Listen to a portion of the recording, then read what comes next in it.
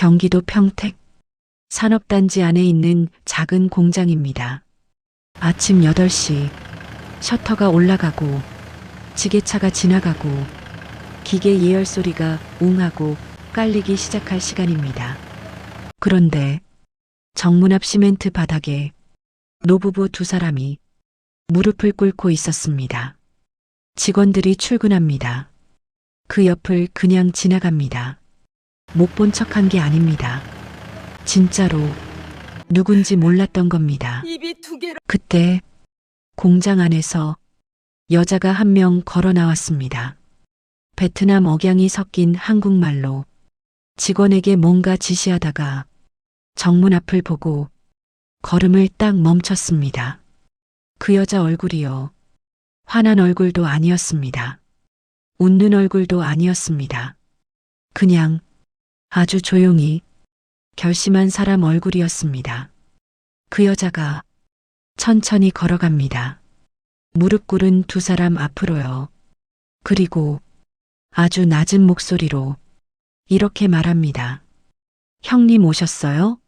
무릎 꿇고 있던 여자가 천천히 고개를 들었습니다. 만수 씨 형수였습니다. 눈이 빨개져 있었습니다. 입술이 떨리고 있었습니다. 그런데요, 만수 씨 아내 흐엉은 표정 하나 변하지 않았습니다. 그리고 조용히 이 말을 했습니다. 형님, 잠깐 멈췄다가 베란다에서 밥 드셔보셨어요? 그 말이 떨어지는 순간 공장 앞이 찬물 끼얹은 것처럼 조용해졌습니다. 형수가 입을 열었다가 다시 닫았습니다. 아무 말도 못했습니다. 12월 찬바람만 공장 정문 앞을 쓱 스쳐 지나갔습니다. 형님 누님들, 저 그 장면 바로 옆에서 봤습니다. 제가요, 베트남 여공 하나가 어떻게 이걸 만들었는지 끝까지 보시면 압니다. 왜 흐엉이 그 말을 했는지, 왜 형수가 공장 앞에서 무릎을 꿇고 있었는지 지금부터 7년 전으로 돌아가겠습니다. 베란다에서 밥을 먹던 그날로요. 경기도 평택 산업단지 안에 있는 공장 정문 앞입니다. 아침 8시였어요. 셔터가 올라가고 지게차 소리, 기계 예열 소리가 웅웅 울리기 시작할 시간입니다. 그런데 정문 앞 시멘트 바닥에 노부부 두 사람이 무릎을 꿇고 있었습니다. 아무도 안 일으켜줬어요. 직원들이 출근하면서 그냥 옆으로 지나갔습니다. 못 본 척한 게 아니라 진짜로 모르는 얼굴이었던 거예요. 그때 공장 안에서 여자가 한 명 걸어 나왔습니다. 베트남 억양이 섞인 한국말로 직원한테 뭔가 지시하다가 정문 앞 상황을 보고 걸음을 딱 멈췄어요. 그 여자 얼굴이요. 화난 얼굴도 아니고 웃는 얼굴도 아니었습니다. 그냥 아주 조용히 결심한 사람 얼굴이었어요. 천천히 노부부 앞으로 걸어가더니 아주 낮은 목소리로 이렇게 말했습니다. 형님 오셨어요? 무릎 꿇고 있던 여자가 고개를 들었습니다. 만수 씨 형수였습니다. 눈이 빨개져 있었어요. 입술이 떨렸습니다. 그런데 그 여자는 만수 씨 아내 흐엉은 표정 하나 안 변하고 조용히 이렇게 말했습니다. 형님, 베란다에서 밥 드셔보셨어요? 그 말이 떨어지는 순간 공장 앞이 찬물 끼얹은 것처럼 조용해졌습니다. 형수가 입을 열었다가 닫았어요. 아무 말도 못했습니다. 12월 찬바람만 공장 정문 앞을 스쳐 지나갔습니다. 저 그 장면 바로 옆에서 봤습니다. 제가요, 왜 흐엉이 그 말을 했는지, 왜 형수가 공장 앞에 무릎을 꿇고 있었는지 지금부터 7년 전으로 돌아가겠습니다. 베란다에서 밥을 먹던 그날로요. 2017년 12월이었습니다. 경기도 안산 반월 공단 옆 쪽방촌 골목이었어요. 눈이 올 것 같은데 안 오고 그냥 칼바람만 쌩쌩 부는 그런 밤이었습니다. 골목 끝 가로등 하나가 깜빡깜빡거리는데 그 불빛 아래로 만수 씨가 걸어 들어오고 있었습니다. 어깨가 잔뜩 구부러져 있었어요. 발걸음도 무거웠습니다. 딱 보면 압니다. 오늘 하루 겨우 버텨냈다. 그런 걸음이었어요. 그날은요. 일당도 못 받았습니다. 사장이 다음 주에 준다. 다음 주에 준다. 그 말만 3번째였거든요. 방문을 열면 기름 냄새가 훅 들어왔습니다. 작업복에서 나는 냄새였어요. 아무리 빨아도 안 빠집니다. 기계 기름이 섬유 깊숙이 스며든 겁니다. 보일러가 맛이 간 단칸방, 보증금 200에 월세 25만 원짜리 방이었습니다. 신용불량자라 집주인 아들 이름 빌려서 겨우 들어간 방이었어요. 만수 씨가 냉장고 문을 열었습니다.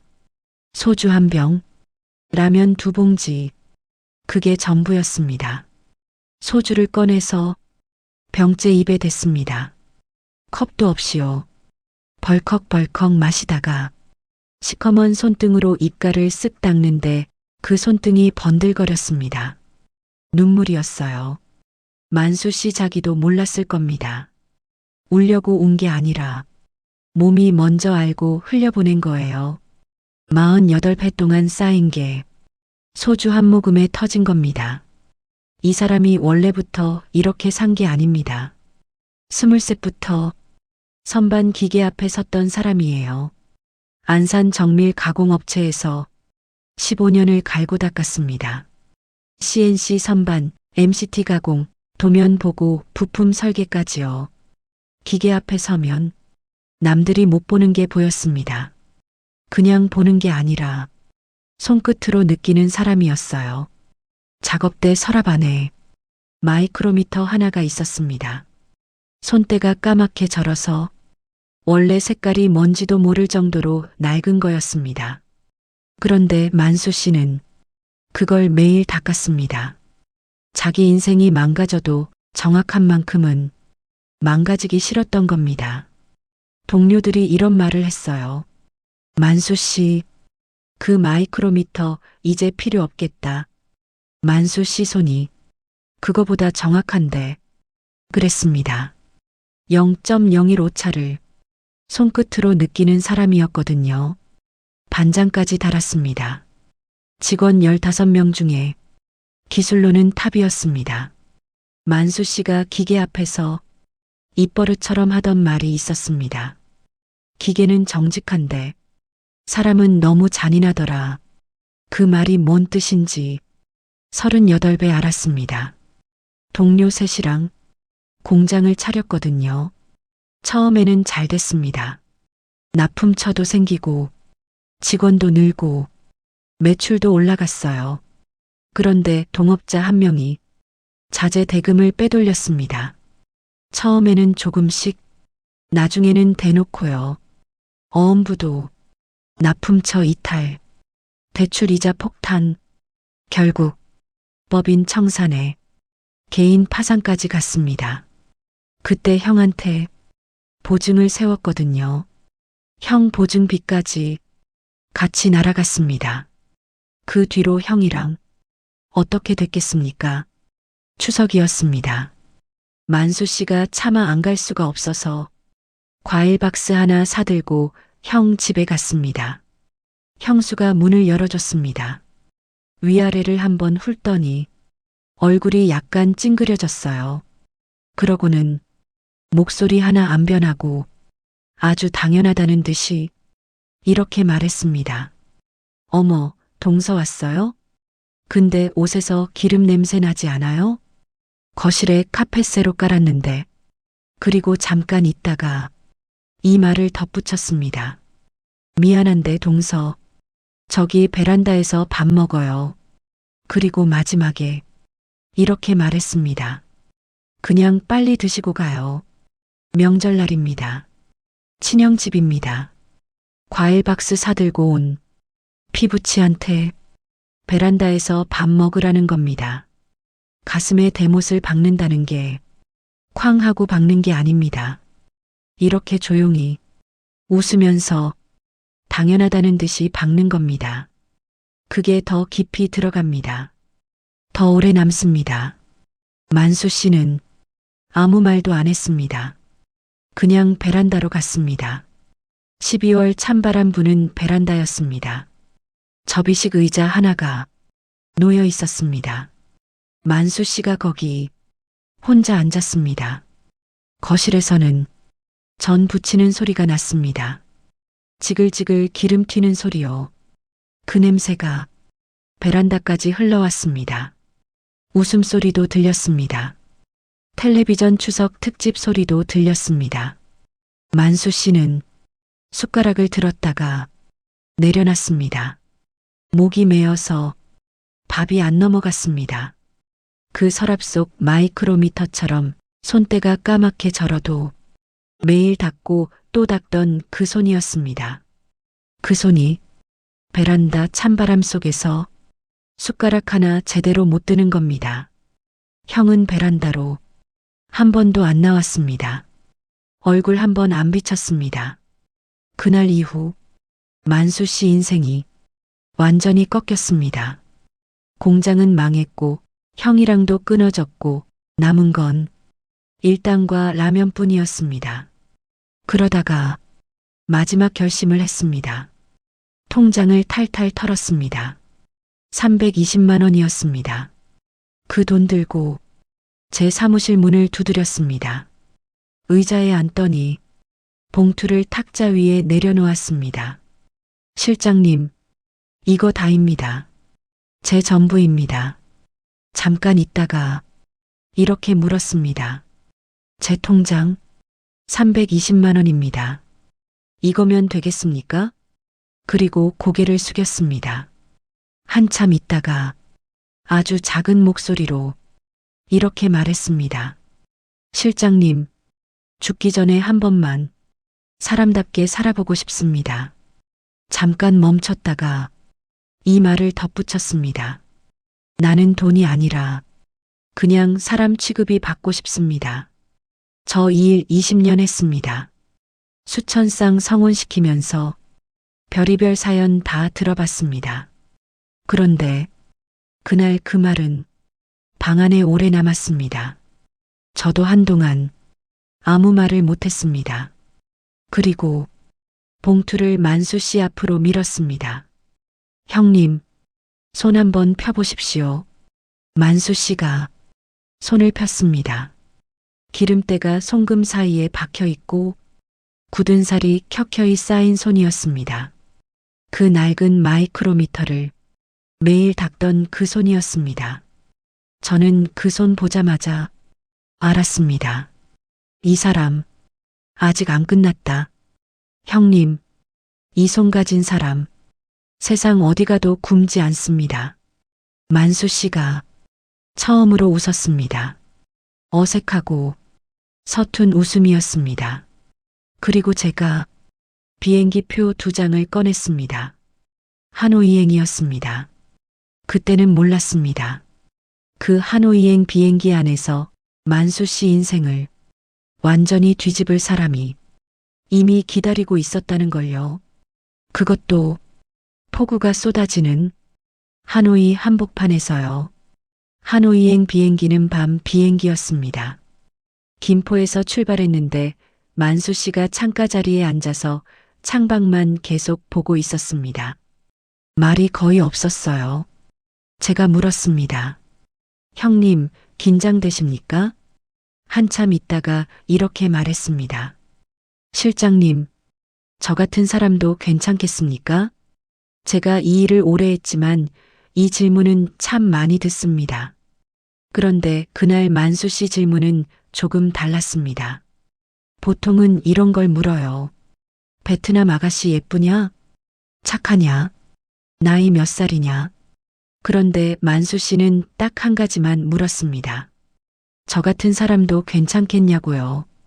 그 질문 속에 뭐가 들어있는지 아십니까? 자존심도 아니고 기대도 아닙니다. 그냥 살아도 되겠냐는 말이었습니다. 제가 말했습니다. 형님, 사람은 조건으로 사는 게 아닙니다. 사람으로 사는 겁니다. 만수 씨가 고개를 끄덕였습니다. 그리고 다시 창밖을 봤습니다. 그게 하노이 가는 비행기 안에서 나눈 거의 전부였습니다. 하노이 공항에 내렸을 때 밤이었습니다. 문이 열리는 순간 공기가 확 들어왔습니다. 하노이 공기 처음 맞아보면 깜짝 놀랍니다. 한국 12월 공기랑은 완전히 다릅니다. 차갑지가 않아요. 습기가 올라오고 뭔가 낯선 냄새가 납니다. 공항 밖으로 나오는데 비가 쏟아지고 있었습니다. 그냥 비가 아니었어요. 폭우였습니다. 도로에 물이 고여서 차가 지나갈 때마다 물이 옆으로 튀었습니다. 만수 씨가 딱 멈췄습니다. 공항 출구에 서서 그 빗속을 가만히 봤어요. 제가 우산을 내밀었습니다. 그런데 받지 않았습니다. 그냥 비를 맞으면서 거기 서 있었어요. 저 그때 뭐라고 해야 할지 몰랐습니다. 그냥 옆에 있었어요.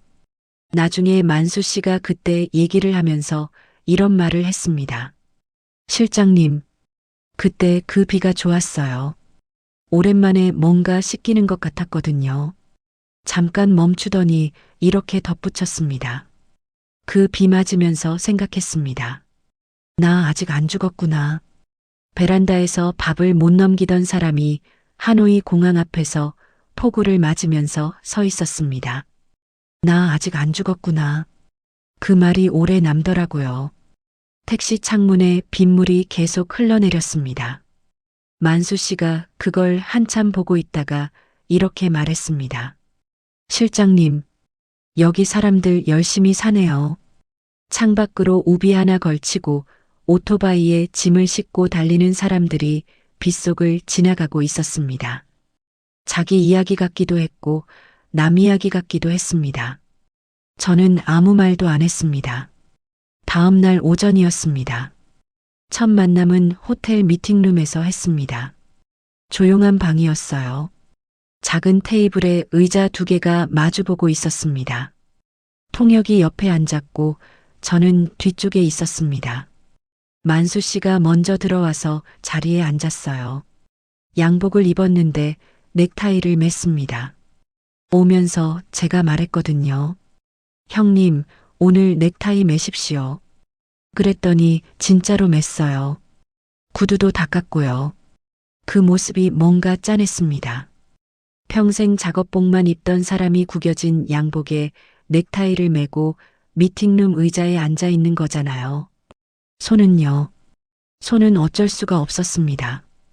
기름때가 송금 사이에 박힌 거, 굳은 살이 켜켜이 쌓인 거, 그게 하루 이틀에 지워지는 게 아니거든요. 만수 씨가 그 손을 무릎 아래로 내렸습니다. 숨기려는 거였어요. 그때 문이 열렸습니다. 키가 작았습니다. 그런데 방에 들어오는 순간 공기가 달라졌습니다. 화장도 거의 안 했고 옷도 수수했어요. 단정하게 묶은 머리에 흰 셔츠 하나였습니다. 그런데 눈빛이요. 방 안에 있는 사람을 한 번씩 훑어보는데 그 눈빛이 겁이 없었습니다. 두려운 게 없는 눈빛이 아니라 두려워도 물러서지 않기로 결심한 눈빛이었습니다. 그 여자가 흐엉이였습니다. 만수 씨 아내. 지금 만수정밀 사모님이요. 흐엉이 들어와서 자리에 앉았습니다. 만수 씨를 한번 봤습니다. 그때 흐엉 눈빛이요. 위아래로 훑은 게 아니었습니다. 그냥 딱 한 번 눈을 맞췄습니다. 사람을 보는 눈이었어요. 조건을 보는 눈이 아니라 사람 자체를 보는 눈이요.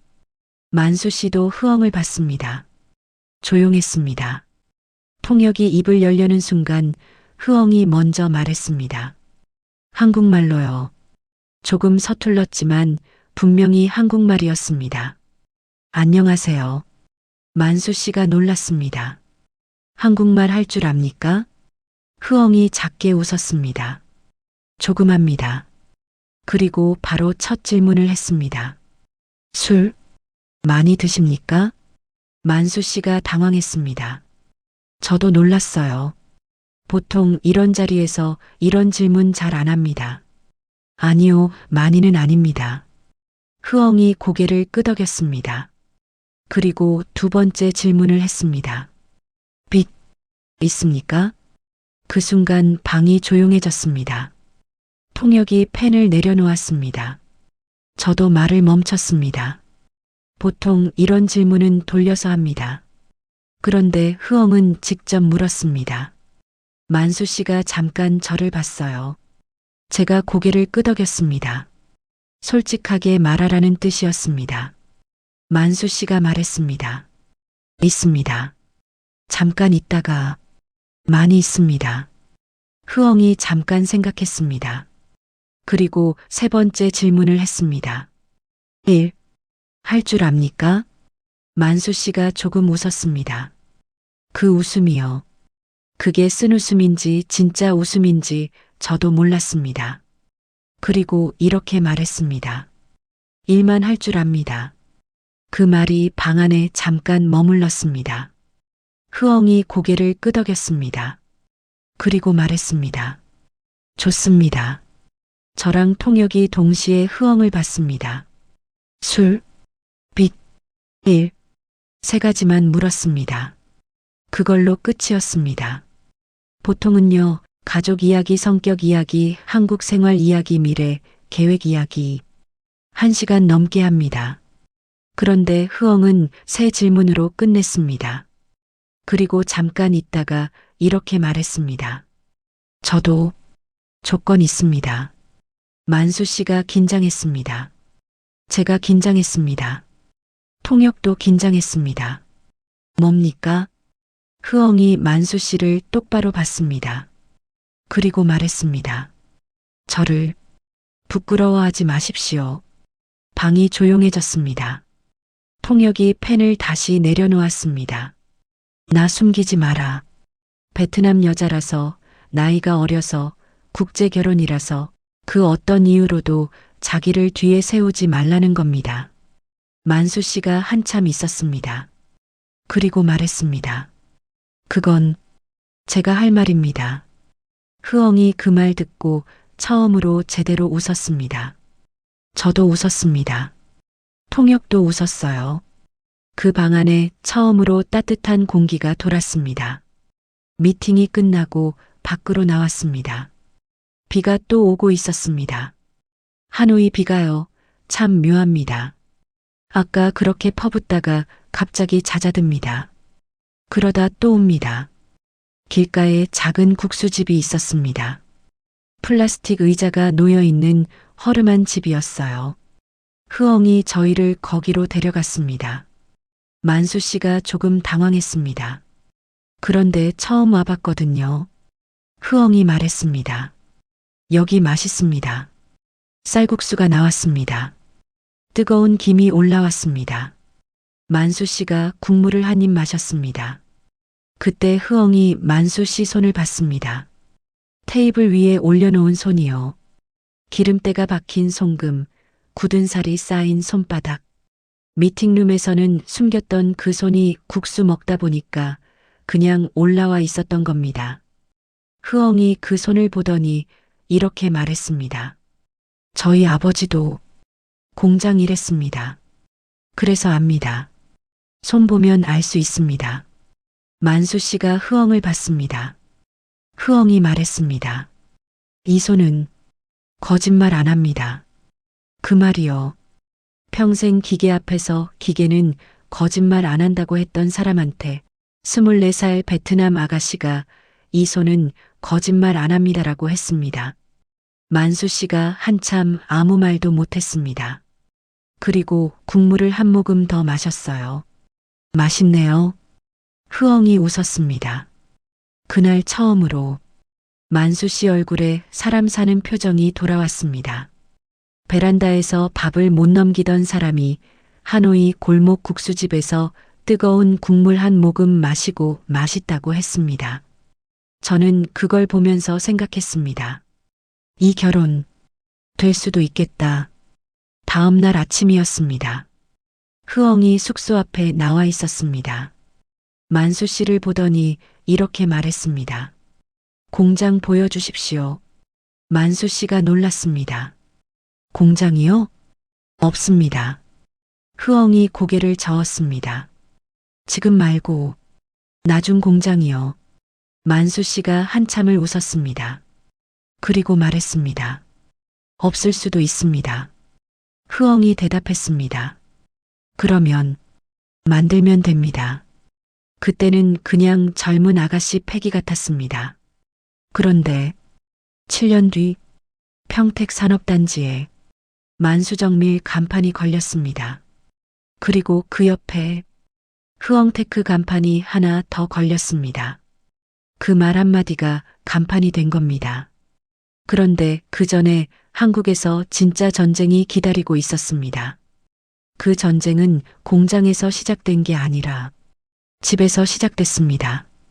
흐엉이 한국 집에 처음 들어오던 날, 단칸방 문을 열고 들어서던 그 순간, 그리고 그 베란다 이야기가 처음으로 다시 꺼내지던 날, 그날은요, 정말 조용하지 않았습니다. 결혼식은 조용했습니다. 하노이 외곽에 있는 작은 예식장이었어요. 흐엉 가족들이 왔고, 저도 갔습니다. 만수 씨 쪽에서 온 사람은요, 저 하나였습니다. 형은 안 왔습니다. 형수는 당연히 안 왔고요. 친척도 없었습니다. 만수 씨가 그 얘기를 미리 저한테 했거든요. 실장님, 저쪽에서는 아무도 안 올 겁니다. 담담하게 말했습니다. 억울하다거나 서럽다는 말은 없었습니다. 이미 오래전에 체념한 사람 말투였습니다. 그날 식장에서 흐엉 아버지가 만수 씨를 불렀습니다.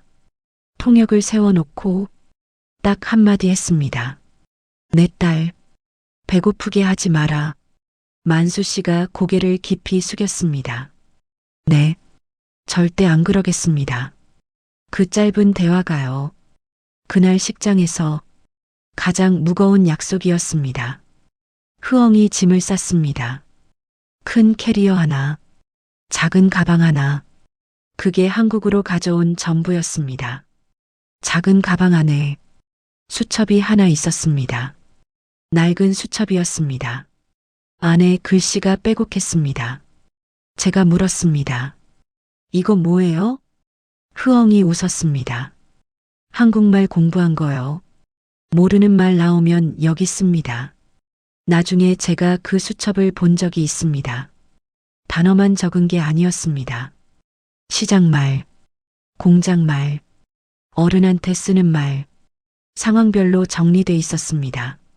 24살 아가씨가 한국 오기 전에 혼자 그걸 다 적어 놓은 겁니다. 그리고 가방 안쪽에 사진 한 장이 있었습니다. 가족 사진이었습니다. 아버지, 어머니, 흐엉, 오빠들, 모서리가 접힌 오래된 사진이었습니다. 흐엉이 그 사진을 수첩 사이에 끼워 넣었습니다. 그 모습을 보는데 제가 왜 코끝이 찡했는지 모르겠습니다. 24살이 말도 서툰 나라로, 아는 사람 하나 없는 나라로 가고 있었습니다. 그런데 얼굴이요. 겁먹은 얼굴이 아니었습니다. 결심한 얼굴이었습니다. 인천공항에 도착했습니다. 입국장 문이 열렸습니다. 찬 공기가 확 들어왔습니다. 흐엉이 잠깐 멈췄습니다. 처음 맞는 한국 겨울 공기였습니다. 만수 씨가 그걸 봤습니다. 춥습니까? 흐엉이 고개를 끄덕였습니다. 춥네요. 만수 씨가 아무 말 없이 자기 점퍼를 벗었습니다. 그리고 흐엉 어깨에 걸쳐줬습니다. 흐엉이 점퍼를 잡았습니다. 그리고 작게 말했습니다. 따뜻합니다. 그 장면을 옆에서 보면서 저는 생각했습니다. 이 두 사람 잘 살겠구나. 집에 들어가던 날이었습니다. 안산 쪽방촌 단칸방. 만수 씨가 문을 열었습니다. 좁습니다. 미안합니다. 흐엉이 방 안으로 들어왔습니다. 둘러봤습니다. 낡은 보일러, 작은 창문, 두 사람이 서면 꽉 차는 방. 그 방 저는 압니다.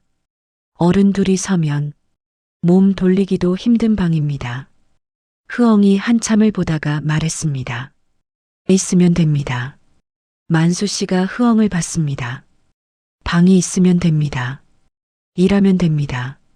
그리고 구석에 있는 빗자루를 집어들었습니다. 짐도 안 풀었습니다. 바로 청소를 시작했습니다. 만수 씨가 멍하니 봤습니다. 저도 봤습니다. 원망이 없었습니다. 한숨도 없었습니다. 그냥 빗자루를 잡았습니다. 짐도 안 풀고 빗자루부터 잡는 사람, 저 처음 봤습니다. 며칠이 지났습니다.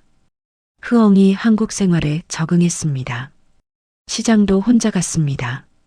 수첩 들고요. 모르는 말 나오면 수첩 펼쳐보고 다시 물어보고 또 적고 그렇게 배웠습니다. 그 무렵 짧지만 따뜻한 날들이 있었습니다. 만수 씨가 퇴근하면 흐엉이 밥을 차려놨습니다. 베트남 방식이었습니다.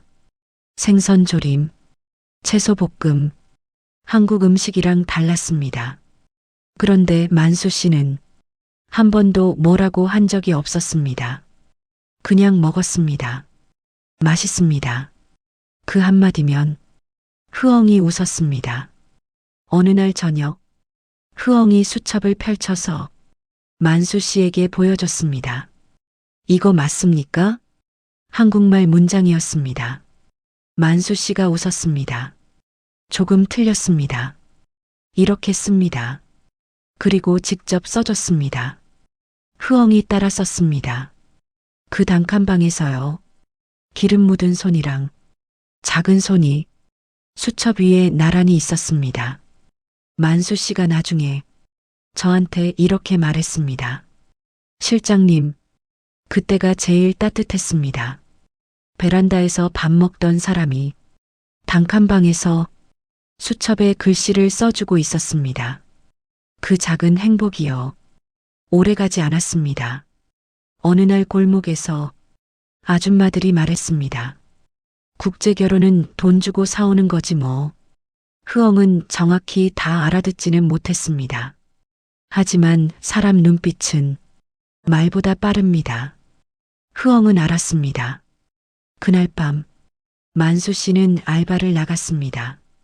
낮에는 공장, 밤에는 편의점, 문틈 사이로 흐엉이 그 뒷모습을 봤습니다.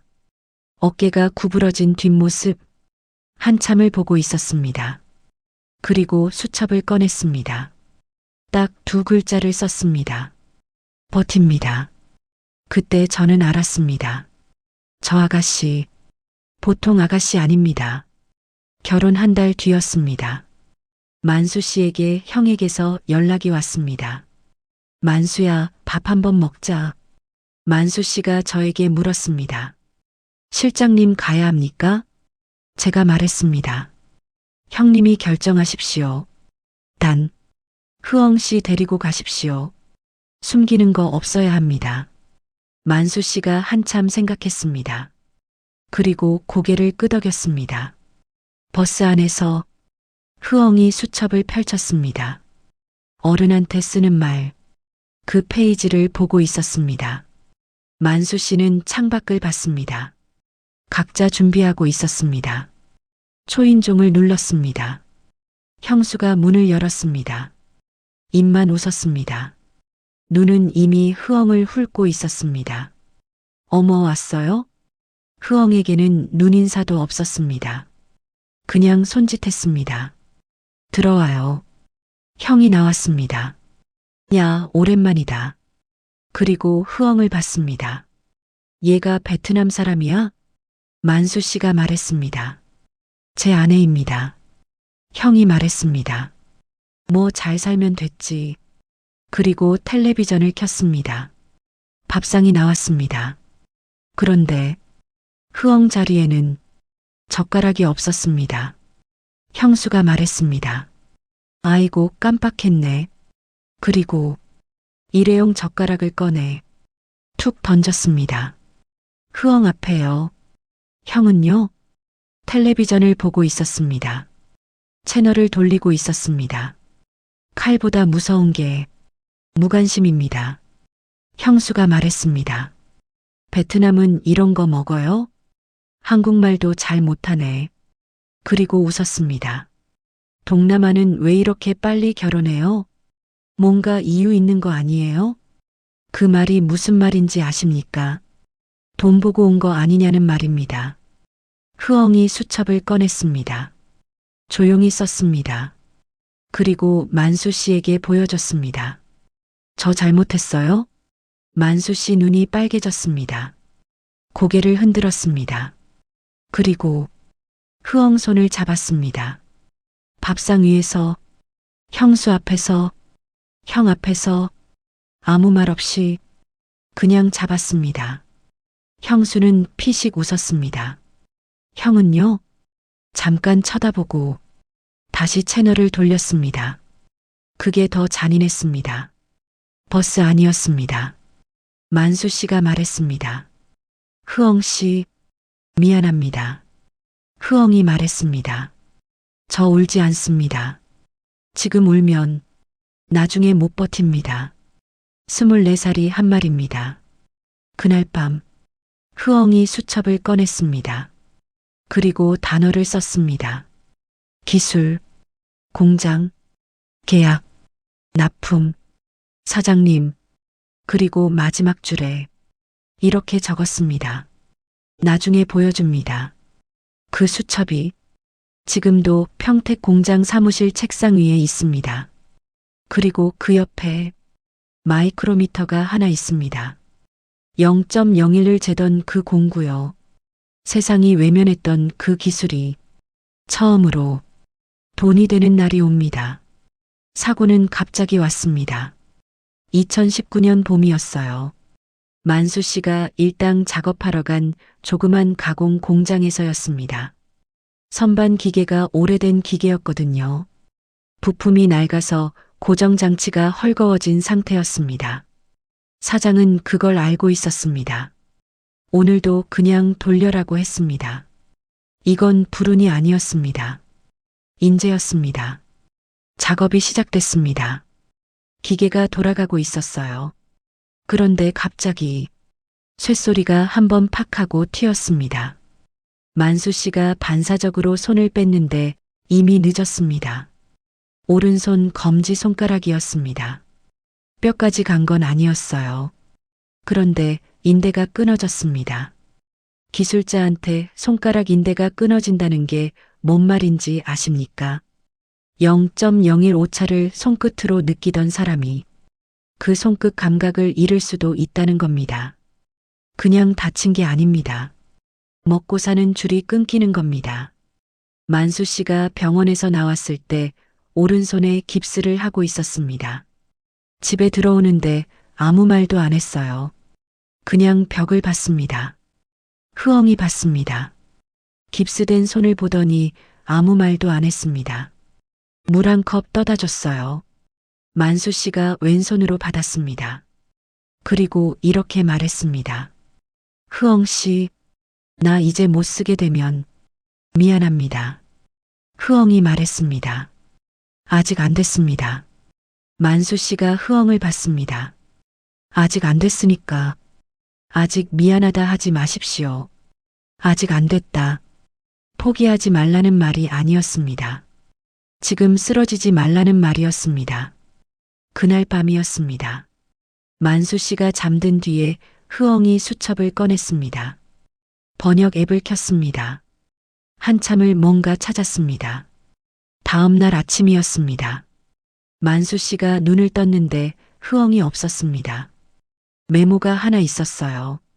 수첩을 찢어서 써놓은 메모였습니다. 나갔다 옵니다. 만수 씨가 멍하니 봤습니다. 어디 갔냐고요? 흐엉이 간 곳이 어딘지 아십니까? 만수 씨가 전에 납품하던 공장들이었습니다. 수첩 들고요. 번역 앱 들고요. 혼자요. 첫 번째 공장이었습니다. 경기도 시흥에 있는 중소 부품 가공 업체였습니다. 흐엉이 공장 앞에 섰습니다. 문을 두드렸습니다. 직원이 나왔습니다. 뭐예요? 흐엉이 수첩을 펼쳤습니다. 미리 써놓은 한국말이 있었습니다. 저 박만수 씨 아내입니다. 남편이 기술자입니다. 한 번만 봐주십시오. 사장이 나왔습니다. 흐엉을 보더니 약간 황당한 표정이었습니다. 지금 당장 일할 수 있어요? 흐엉이 잠깐 멈췄습니다. 지금은 못합니다. 한 달 뒤입니다. 사장이 웃었습니다. 황당하다는 웃음이었어요. 한 달 뒤를 내가 어떻게 믿어요? 흐엉이 수첩을 내밀었습니다. CNC 선반 경력 25년. MCT 가공. 0.005 공차 작업 가능. ISO 품질 기준 납품 경험. 만수 씨 경력이 빼곡하게 적혀 있었습니다. 사장이 수첩을 봤습니다. 사장이 수첩만 본 게 아니었습니다. 흐엉 손에 묻은 잉크를 봤습니다. 밤새 써내려간 그 손을 봤습니다. 그리고 흐엉 얼굴을 다시 봤습니다. 흐엉이 말했습니다. 이 손, 거짓말 안 합니다. 사장이 한참 봤습니다. 그리고 말했습니다. 연락처 두고 가요. 생각해 볼게요. 흐엉이 고개를 깊이 숙였습니다. 두 번째 공장이었습니다. 직원이 나오자마자 이렇게 말했습니다. 아줌마 여기 영업하러 오는데 아니에요. 흐엉이 번역 앱을 들었습니다. 번역이 나왔습니다. 잠깐 있다가 말했습니다. 죄송합니다. 근데 제 남편 손은 거짓말을 못합니다. 문이 닫혔습니다. 세 번째, 네 번째, 다섯 번째. 무시하는 곳, 못 들은 척하는 곳, 연락처도 안 받는 곳. 그래도 흐엉은 문을 두드렸습니다. 죄송합니다가 그날 흐엉이 가장 많이 한 말이었습니다. 그러나 단 한 번도 돌아서지 않았습니다. 집에 돌아온 건 저녁 8시였습니다. 만수 씨가 기다리고 있었습니다. 걱정돼서 전화를 수십 번 했는데 흐엉이 못 받았거든요. 어디 갔었습니까? 흐엉이 가방을 내려놓았습니다. 신발이 흙투성이었어요. 그리고 말했습니다. 공장 다녀왔습니다. 만수 씨가 굳었습니다. 혼자요? 흐엉이 고개를 끄덕였습니다. 만수 씨가 말했습니다. 흐엉 씨, 그러면 안 됩니다. 내가 해야 합니다. 흐엉이 만수 씨를 봤습니다. 그리고 말했습니다. 만수 씨, 지금 그 손으로 어떻게 합니까? 내가 발이 됩니다. 만수 씨는 손만 살아있으면 됩니다. 내가 발이 된다. 만수 씨는 손만 살아있으면 된다. 26살이 한 말이었습니다. 한 달이 지났습니다. 만수 씨 손 깁스가 풀렸습니다. 의사가 말했습니다. 회복은 됐는데 예전 감각이 돌아올지는 모릅니다. 만수 씨가 집에 와서 작업대 서랍을 열었습니다. 거기 마이크로미터가 있었습니다. 그 낡고 손때 까만 마이크로미터요. 꺼냈습니다. 오른손으로 잡았습니다. 그 손이 떨렸습니다. 살짝이요. 만수 씨가 눈을 감았습니다. 한참 있었습니다. 그리고 천천히 마이크로미터를 돌렸습니다. 눈을 감은 채로요. 흐엉이 옆에서 봤습니다. 숨을 죽이고요. 만수 씨가 눈을 떴습니다. 눈금을 봤습니다. 그리고 말했습니다. 살아있습니다. 기계 얘기가 아니었습니다. 자기 손 얘기였습니다. 자기 기술 얘기였습니다. 그때 전화가 왔습니다. 흐엉이 다녀온 시흥 공장 사장이었어요. 거기 박만수 씨 맞아요? 손은 다 나았어요? 그럼 한번 와봐요. 급한 건이 생겼거든요. 공장에 갔습니다. 사장이 도면을 펼쳤습니다. 항공 부품이었어요. 대기업 납품건이었는데 공차가 0.005였습니다. 머리카락 굵기에 10분의 1도 안 됩니다. 사장이 말했습니다. 이거 납품해야 하는데 우리 기계로는 못 잡겠어요. 대기업 쪽에서도 포기했고요. 혹시 할 수 있어요? 만수 씨가 도면을 봤습니다. 한참 봤습니다. 그리고 공장 안으로 들어갔습니다. 기계를 봤습니다. 오래된 중고 기계였어요. 만수 씨가 기계 앞에 섰습니다. 손을 올려놓았습니다. 기계를 느꼈습니다. 그리고 말했습니다. 할 수 있습니다. 사장이 말했습니다. 이 기계로요? 만수 씨가 말했습니다. 기계가 문제가 아닙니다. 기계는 정직합니다. 얼마나 정직하게 다루냐가 문제입니다. 그날 밤을 샜습니다. 흐엉이 도시락을 싸들고 왔습니다.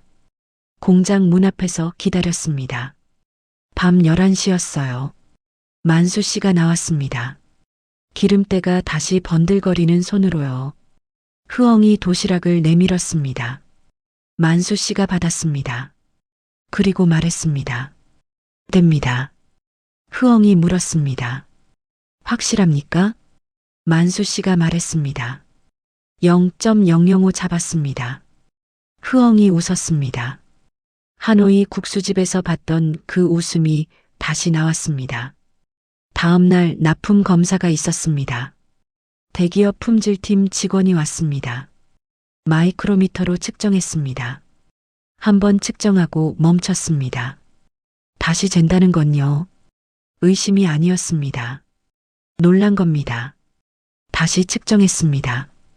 품질팀 직원이 말했습니다. 그리고 잠깐 있다가 이렇게 말했습니다. 누가 새섭 잡았습니까? 만수 씨가 손을 들었습니다. 품질팀이 만수 씨를 봤습니다. 그 낡고 오래된 중고 기계를요. 한참 있다가 말했습니다. 이 정도면 웬만한 설비로는 안 나옵니다. 사장이 말했습니다. 박 씨, 공장 차릴 생각 없어요? 만수 씨가 굳었습니다. 제가요? 사장이 말했습니다. 나도 외주 줄 때가 필요해요. 이 기술이면 됩니다. 그날 저녁에 만수 씨가 집에 와서 흐엉 앞에 앉았습니다. 그리고 말했습니다. 흐엉 씨, 공장 하나 차릴까요? 흐엉이 만수 씨를 봤습니다. 잠깐 있다가 말했습니다. 만수 씨, 저 그 말 하노이에서부터 기다렸습니다. 기억하십니까? 하노이에서 흐엉이 한 말. 그러면 만들면 됩니다. 그 말이 여기서 돌아왔습니다. 6챕터 흐엉테크의 탄생 4654분 최종 완성본. 공장을 차리기로 했습니다. 그런데 문제가 있었습니다. 돈이 없었습니다. 만수 씨는 신용불량자였거든요. 대출이 안 됩니다. 임대도 쉽지 않습니다. 기계 할부도 안 됩니다. 기술은 있는데 돈이 없는 사람이 공장을 차리는 게 얼마나 막막한지 아십니까? 그때 흐엉이 말했습니다. 잠깐만요. 그리고 전화를 했습니다. 베트남으로요. 통화가 길었습니다. 베트남 말이라 만수 씨는 알아들을 수 없었습니다. 흐엉이 전화를 끊었습니다. 그리고 제일 먼저 한 게 뭔지 아십니까? 계산기를 두드렸습니다. 말도 없이요. 숫자를 적었습니다. 다시 계산했습니다. 또 적었습니다. 만수 씨가 봤습니다. 흐엉이 고개를 들었습니다. 그리고 말했습니다. 됩니다. 만수 씨가 물었습니다. 뭐가요? 흐엉이 말했습니다. 공장이요. 흐엉 친정 오빠가 둘 있었습니다. 큰 오빠는 호찌민에서 무역 일을 하고 있었고 작은 오빠는 하노이에서 제조업 쪽 일을 했습니다. 흐엉이 그 두 오빠한테 한꺼번에 전화를 한 겁니다. 큰 오빠가 뭐라고 했는지 아십니까? 흐엉아, 내가 거기까지 갔는데 오빠가 어떻게 안 돕냐? 그 한마디였습니다. 오빠가 베트남 거래처를 연결해 주기로 했습니다. 한국에서 부품을 만들어서 베트남으로 납품하는 구조였어요. 만수 씨 기술이 한국에서 만들고 흐엉 네트워크가 베트남에서 받는 겁니다. 한국 기술이랑 베트남 사람이 만난 겁니다. 작은 공장을 얻었습니다. 경기도 안산 공단 안에 있는 조그만 임대 공장이었습니다. 기계 2대 들어가면 꽉 차는 공간이었어요. 중고 CNC 선반 하나, 중고 MCT 기계 하나. 그게 전부였습니다. 그 공장 문에 간판을 달았습니다. 만수 씨가 글씨를 쓰려고 했는데 흐엉이 말했습니다. 제가 씁니다. 그리고 간판에 한국어랑 베트남어를 나란히 썼습니다. 만수정밀 MANSUPRECISION. 만수 씨가 봤습니다. 왜 베트남어도 씁니까? 흐엉이 말했습니다. 우리 둘이 만든 겁니다. 둘 다 있어야 합니다. 처음엔 쉽지 않았습니다. 납품처를 뚫어야 했습니다. 만수 씨가 기술 영업을 하러 다녔습니다. 그런데 문이 잘 안 열렸어요. 어느 날은 3군데를 돌았는데 3군데 다 퇴짜를 맞고 왔습니다. 저녁에 집에 오는데 얼굴이 어두웠습니다. 흐엉이 봤습니다. 아무 말 안 하고 밥을 차렸습니다. 만수 씨가 밥을 먹다가 숟가락을 내려놨습니다. 흐엉 씨, 내가 너무 늦게 시작한 것 같습니다. 흐엉이 만수 씨를 봤습니다. 그리고 말했습니다. 만수 씨, 기계는 늦게 시작해도 정확하게 깎으면 됩니다. 빠른 게 중요한 게 아닙니다. 정확한 게 중요합니다. 만수 씨가 기계 앞에서 평생 해온 말이잖아요. 흐엉이 그걸 그대로 돌려준 겁니다. 만수 씨가 웃었습니다. 오랜만에 나온 웃음이었습니다. 다음 날 아침이었습니다. 흐엉이 책상에 앉아 있었습니다. A사 용지 한 장을 펼쳐놓고 뭔가를 쓰고 있었습니다. 만수 씨가 봤습니다. 흐엉이 프린트물 모서리를 손톱으로 딱딱 맞추더니 사진 아래에 한국말로 한 줄을 더 썼습니다. 0.005 거짓말 안 합니다. 만수 씨가 물었습니다. 이거 뭡니까? 흐엉이 말했습니다. 영업 자료입니다. 만수 씨 기술 자료를 직접 정리한 거였어요. CNC 경력 25년, 0.005 공차 가능, ISO 품질 기준 납품, 그리고 만수 씨가 마이크로미터 들고 기계 앞에 서 있는 사진이요. 그게 한 장에 다 들어가 있었습니다. 그 A사 한 장이요. 시흥 공장 사장한테 보여줬던 그 수첩보다 더 단단해진 겁니다. 흐엉이 그걸 들고 다시 공장들을 찾아다녔습니다. 한국말이 서툴러도 꾸벅꾸벅 인사하면서요. 죄송합니다. 한 번만 봐주십시오. 이 기술 후회 안 하십니다. 한 명이 물었습니다. 이 0.005 진짜예요? 흐엉이 말했습니다. 진짜입니다. 한 번만 시켜보십시오. 그 사장이 만수 씨를 불렀습니다. 만수 씨가 갔습니다. 도면을 받았습니다. 이틀 작업했습니다. 납품했습니다. 측정 결과가 나왔습니다. 0.004였습니다. 사장이 전화를 했습니다. 박 씨, 정기 납품합시다. 그게 첫 번째 정기 거래처였습니다. 그 뒤로 베트남 네트워크가 돌아갔습니다. 큰오빠 통해서 호찌민 제조업체 2곳이랑 연결이 됐습니다. 흐엉이 통관 서류를 직접 챙겼습니다. 베트남어로 된 서류는 흐엉이, 한국어로 된 서류는 만수 씨가 둘이 나눠서 했습니다. 공장이 작아도 움직임은 빨랐습니다. 그 뒤로 2년 정말 하루도 쉬지 않고 굴렸습니다. 납품처가 늘었습니다. 직원이 늘었습니다. 기계가 늘었습니다. 안산 임대 공장에서 평택자가 건물로 이사했습니다. 어느 날 밤이었습니다. 계약서 서명을 해야 했습니다. 베트남 거래처 쪽이랑 첫 번째 공식 계약이었어요. 금액이 컸습니다. 만수 씨가 계약서 앞에 앉았습니다. 펜을 들었는데요. 손이 떨렸습니다. 그 기름때 묻은 손이 0.005 잡아내던 그 손이 계약서 앞에서 떨었습니다. 흐엉이 봤습니다. 그리고 아무 말 없이 만수 씨 손 위에 자기 손을 올려놓았습니다. 그리고 말했습니다. 우리 같이 해요. 도망가지 말아요. 만수 씨가 흐엉을 봤습니다. 흐엉이 말했습니다. 우리 팀이에요. 남편 아내 아니고 팀.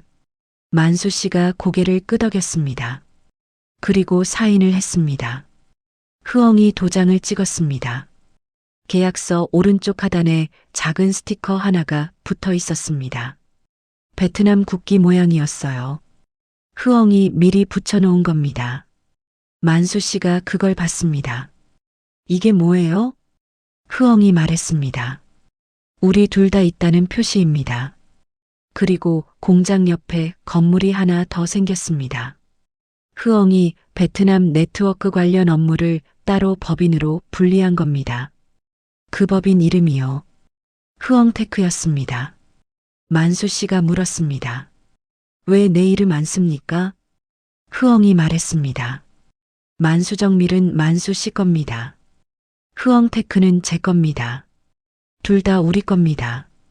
그 두 간판이 나란히 걸리던 날이었습니다. 한국어랑 베트남어가 나란히 붙어 있는 간판이요. 만수 씨가 그 앞에 서서 한참을 봤습니다.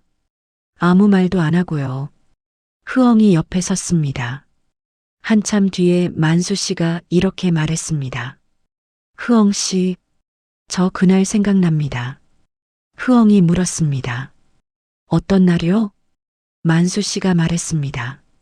베란다에서 밥 먹던 날, 그 찬바람이요. 잠깐 있다가 이렇게 말했습니다.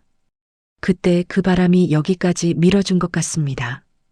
베란다에서 시작된 이야기가 공장 간판 앞에서 돌아온 겁니다. 만수 씨가 흐엉 손을 잡았습니다. 자기 공장 간판 앞에서요. 그리고 말했습니다. 흐엉 씨, 고맙습니다. 흐엉이 말했습니다. 만수 씨, 저도요. 그 두 사람이 처음 만났을 때 기억하십니까? 하노이 호텔 미팅룸에서 흐엉이 물었습니다. 술, 빚, 일.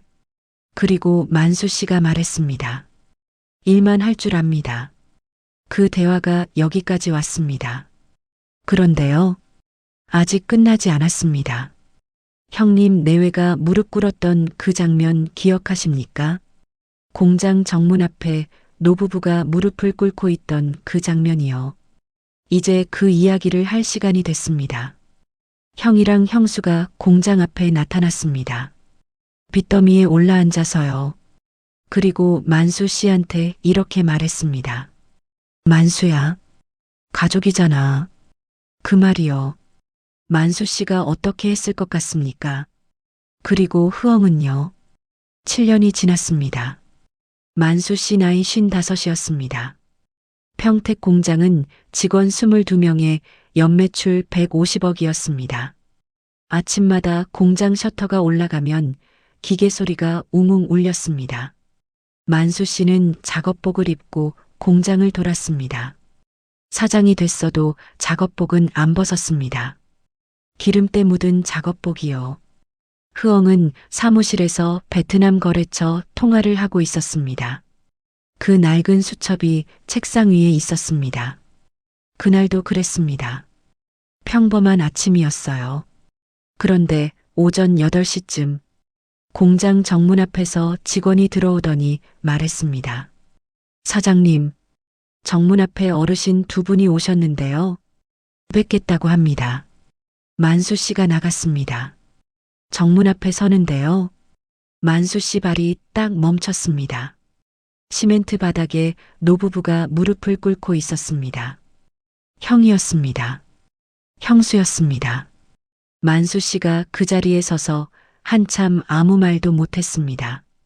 그 순간에 만수 씨 머릿속에 뭐가 지나갔겠습니까? 베란다 찬바람이요. 일회용 젓가락이요. 기름 냄새 나니까 베란다에서 밥 먹어요. 그 말이요. 그게 다 한꺼번에 올라왔을 겁니다. 만수 씨가 굳어서 서 있었습니다. 직원들이 출근하면서 옆으로 지나갔습니다. 아무도 안 일으켜줬어요. 그때 뒤에서 발소리가 났습니다. 흐엉이였습니다. 직원한테 얘기를 전해 듣고 나온 겁니다. 흐엉이 만수 씨 옆에 섰습니다. 정문 앞 상황을 봤습니다. 화난 얼굴도 아니었습니다. 놀란 얼굴도 아니었습니다. 그냥 아주 조용히 결심한 사람 얼굴이었습니다. 그 얼굴 기억하십니까? 하노이 호텔 미팅룸에서 처음 들어오던 그 얼굴이요. 두려워도 물러서지 않기로 결심한 눈빛. 7년이 지나도 그 눈빛은 그대로였습니다. 흐엉이 천천히 노부부 앞으로 걸어갔습니다. 그리고 아주 낮은 목소리로 말했습니다. 형님, 오셨어요?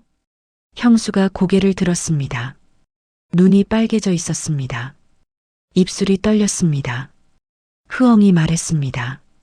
형님, 베란다에서 밥 드셔보셨어요? 그 말이 떨어지는 순간 공장 앞이 찬물 끼얹은 것처럼 조용해졌습니다. 출근하던 직원들이 멈췄습니다. 형수가 입을 열었다가 닫았습니다.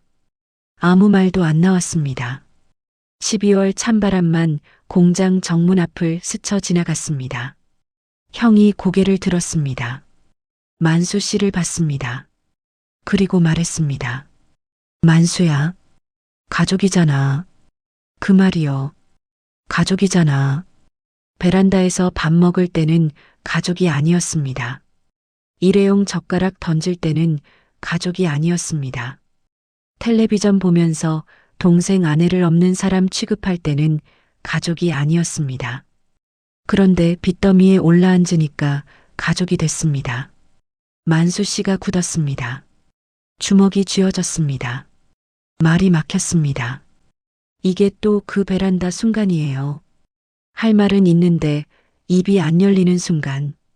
평생 형한테 눌려 살던 사람이 그 자리에 그대로 있었습니다. 그때 흐엉이 만수 씨 앞으로 한 걸음 나왔습니다. 그리고 형을 봤습니다. 아무 말도 안 했습니다. 그냥 봤습니다. 한참 있다가 흐엉이 말했습니다. 아버님, 들어오세요. 집무실이었습니다. 만수 씨가 상석에 앉았습니다. 형과 형수가 맞은편에 앉았습니다. 흐엉은 옆에 섰습니다. 형이 말했습니다. 만수야, 형이 잘못했다. 그때 일은 미안하게 생각한다. 만수 씨가 말했습니다. 그때 일이요? 어떤 때 말입니까? 형이 멈췄습니다. 만수 씨가 말했습니다. 공장 보증이요? 아니면 베란다요? 형이 고개를 숙였습니다. 만수 씨가 말했습니다. 형, 나는 공장 망한 거 원망 안 합니다. 그건 사업이니까요. 잠깐 있다가 말했습니다. 근데 형, 베란다는요? 그건 사업이 아니었잖아요. 형이 아무 말도 못했습니다. 형수가 손수건으로 눈을 닦았습니다. 만수 씨가 그 모습을 봤습니다. 만수 씨가 뭘 느꼈겠습니까? 통쾌하지 않았습니다. 그냥 오래되고 낡은 무언가가 가슴속에서 빠져나가는 느낌. 그런 거였습니다. 그때 흐엉이 움직였습니다. 자리에서 일어나더니 밖으로 나갔습니다. 잠깐 뒤에 뭔가를 들고 들어왔습니다. 밥상이었습니다. 밥상에 뭐가 있었는지 아십니까? 흰 쌀밥, 된장찌개, 김치, 그게 전부였습니다. 뜨거운 된장찌개 김이 피어올랐습니다. 형수가 봤습니다. 흐엉이 말했습니다. 형님, 추우시죠? 잠깐 있다가 말했습니다.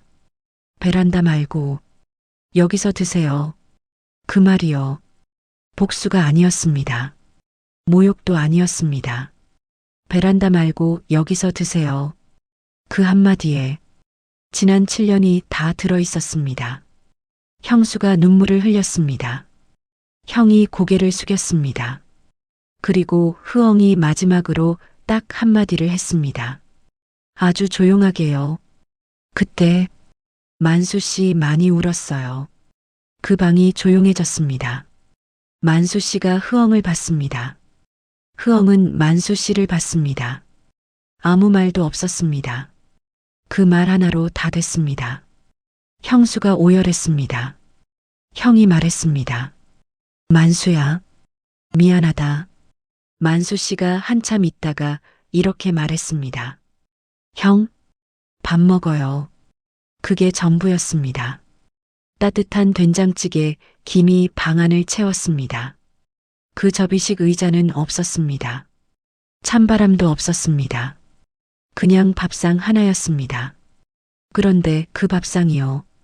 7년 전 베란다보다 훨씬 따뜻했습니다. 저 오늘 이 이야기를 처음부터 끝까지 다 했습니다. 7년이라는 시간을요. 48 신용불량자가 55 공장 사장이 되는 이야기를요. 제가 오늘 이 이야기에서 제일 하고 싶었던 말은요. 150억이 아닙니다. 그게 아니에요. 저 공장 정문에 간판이 있습니다. 만수정밀 MANSUPRECISION 한국어랑 베트남어가 나란히 붙어 있는 간판이요. 그리고 건물 안에 ISO 품질 인증 현판이 걸려 있습니다. 저 현판이요. 돈 자랑이 아닙니다. 기술 자랑도 아닙니다. 저건요. 존엄입니다. 베란다에서 밥 먹던 사람이 세상이 인정하는 기준을 만들어낸 겁니다. 기름때 묻은 손이 ISO 품질 인증을 받은 겁니다. 그게 저 현판의 진짜 의미입니다. 그리고요. 저 두 간판 사이에 흐엉테크가 있습니다.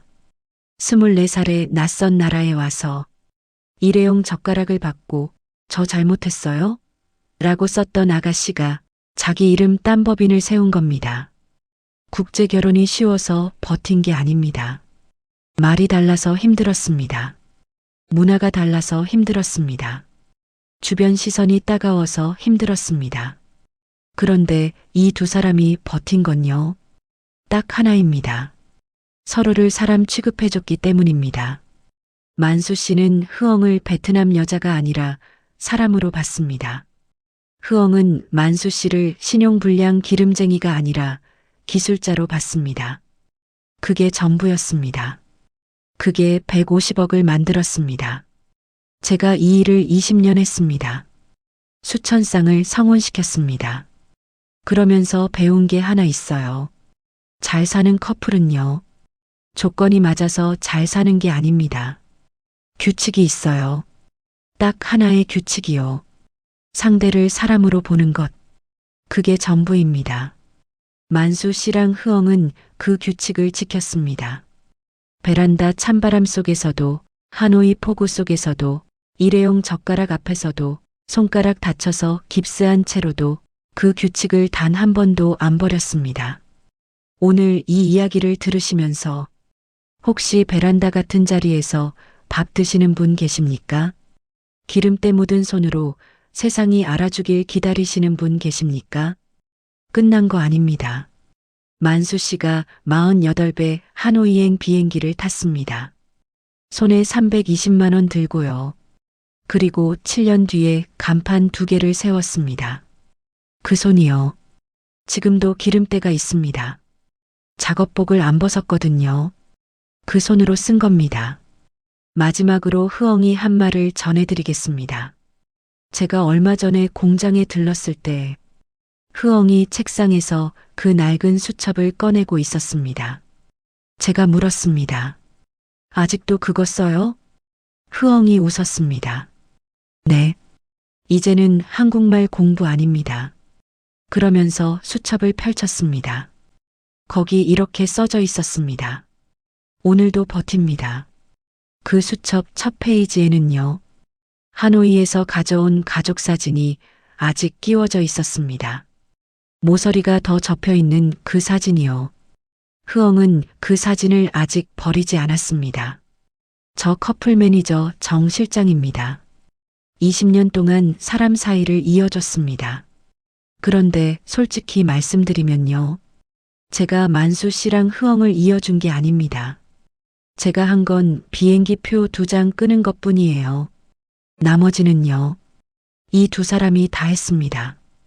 베란다 찬바람 속에서 아무 말 없이 손잡은 것도, 공장 5군데 돌면서 죄송합니다 했던 것도, 제 남편 손은 거짓말을 못합니다라고 했던 것도, 계약서 앞에서 손 떨릴 때 손 위에 손을 올려준 것도 전부 이 두 사람이 한 겁니다.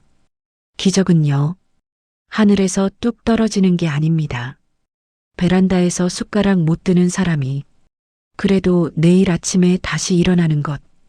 그게 기적입니다. 오늘 이 이야기 끝까지 들어주셔서 감사합니다. 베란다 같은 자리에서 밥 드시는 날이 있더라도 기억하십시오. 그 자리가 끝이 아닙니다. 만수 씨가 증명했습니다. 기름때 묻은 손으로요. 그리고 흐엉이 증명했습니다. 오늘도 버팁니다. 그 수첩 한 줄로요.